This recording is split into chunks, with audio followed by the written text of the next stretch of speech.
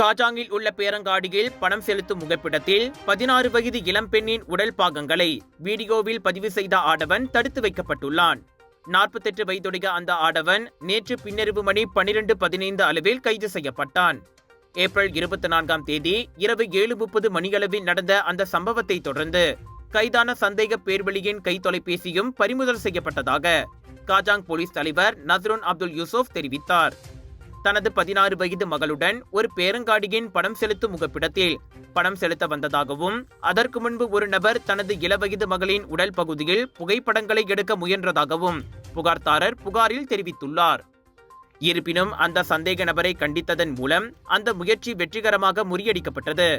அதன்பின் தனது செயல்களை மறுத்த அந்நபர் உடனடியாக அந்த பேரங்காடியில் இருந்து வெளியேறியுள்ளார். மனைவியை இழந்த அந்த நபருக்கு 3 பிள்ளைகள் இருப்பதோடு இதற்கு முன் குற்ற செயல் பின்னணி எதனையும் கொண்டிருக்கவில்லை. எனினும் சிறார்களுக்கு எதிரான பாலியல் குற்றங்கள் தொடர்பில் அந்த சந்தேக பேர்வழிக்கு எதிராக விசாரணை நடத்தப்பட்டு வருவதாக நஸ்ரோன் கூறினார்.